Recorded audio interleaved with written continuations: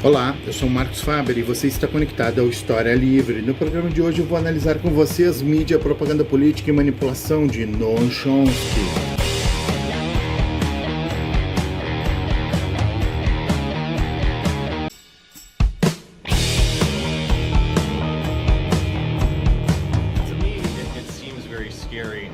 Existem dois diferentes conceitos para a democracia.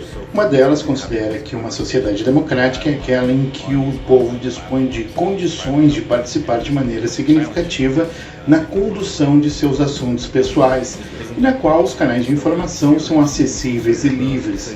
A outra versão conceitua que democracia é um sistema que considera que o povo deve ser impedido de conduzir seus assuntos pessoais e os canais de informação devem ser estreita e rigidamente controlados.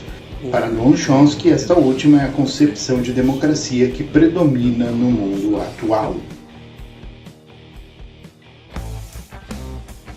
Noam Chomsky é considerado por muitos o maior pensador vivo da atualidade. Ativo politicamente desde os anos 60, Chomsky já escreveu centenas de livros, mantendo-se muito influente no meio acadêmico.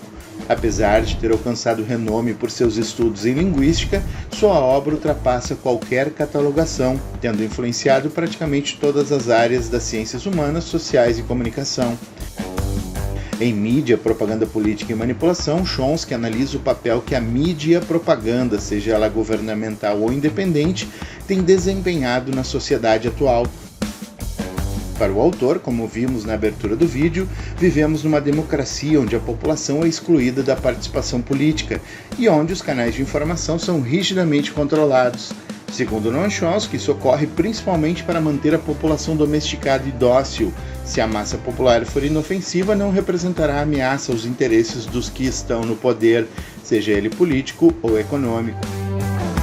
Ao questionar o modelo de democracia atual, Chomsky afirma que vivemos em meio a uma democracia de espectadores, onde a grande maioria da população assiste passivamente o que acontece nas esferas de poder. Para confirmar sua tese, Chomsky cita o jornalista Walter Lippmann como o principal responsável por teorizar a respeito do que ficou conhecido como a construção do consenso. As teorias de Lippmann defendem o uso de técnicas de manipulação da informação como forma de obter o consenso. Desta forma, por obter a concordância do povo, principalmente a respeito de assuntos sobre os quais a maior parte da população não está de acordo, é preciso manipular os cidadãos comuns por meio de técnicas de propaganda política.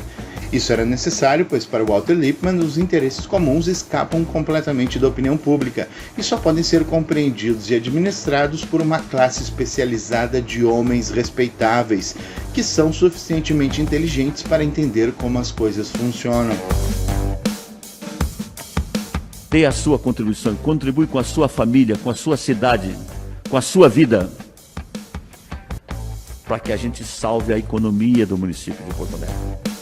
Chomsky chama a atenção que os adeptos deste modelo, amplamente aplicado nos países ocidentais, incluindo o Brasil, acreditam que somente uma pequena elite é capaz de entender os interesses gerais.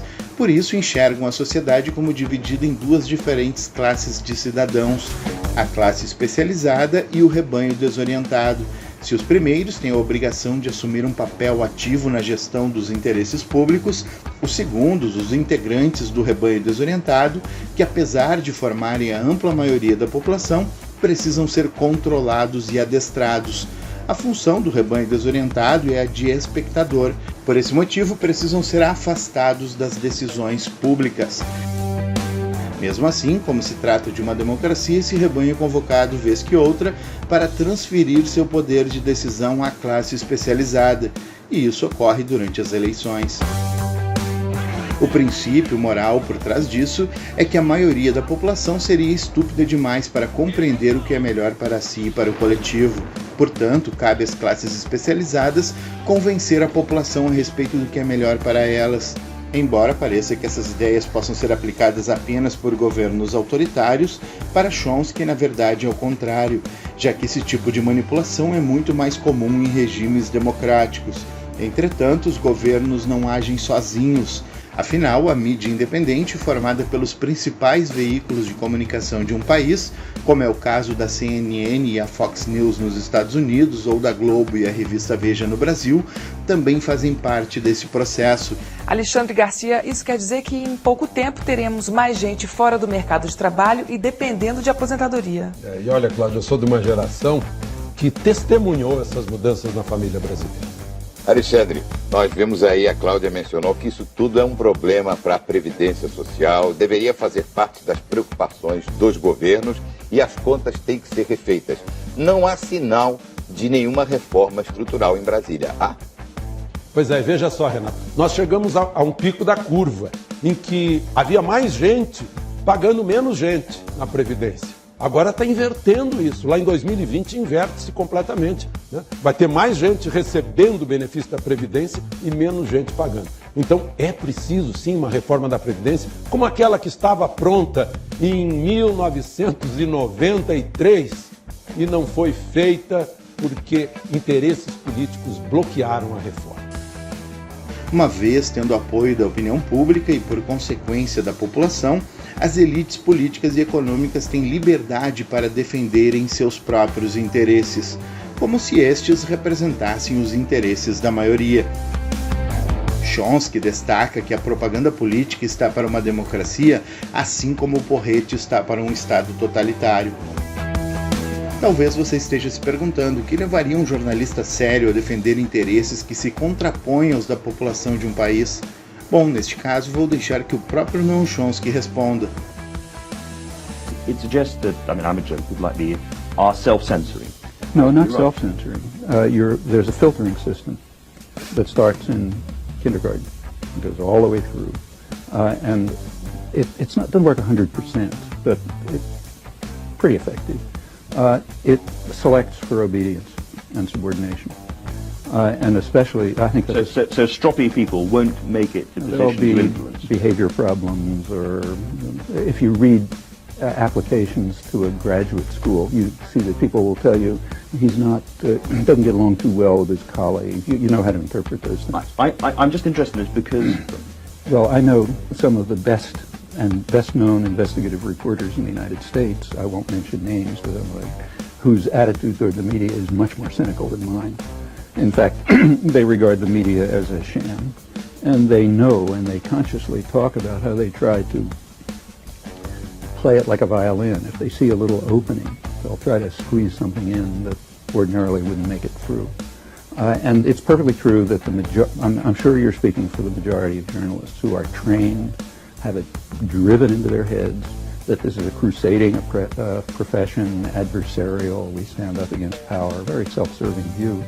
On the other hand, in my opinion, I hate to make a value judgment, but the better journalists, and in fact the ones who are often regarded as the best journalists, have quite a different picture, and I think a very realistic one. How can you know that I'm self-censoring? How can you know that you're journalists self-censoring. I'm sure you believe everything you're saying. But what I'm saying is if you believe something different, you wouldn't be sitting there. Para finalizar, é importante ressaltar que ao longo de toda a obra o autor ilustra suas teses com citações de eventos reais ocorridos ao longo da história dos Estados Unidos e que comprovam suas ideias. Mas mesmo que enfatize fatos ocorridos em sua terra natal, Chomsky deixa bastante claro que o uso da mídia e da propaganda como ferramenta de manipulação política são práticas adotadas em todo o mundo, sendo que, obviamente, quanto mais frágil for uma democracia, mais suscetível sua população é a de sofrer com este mal.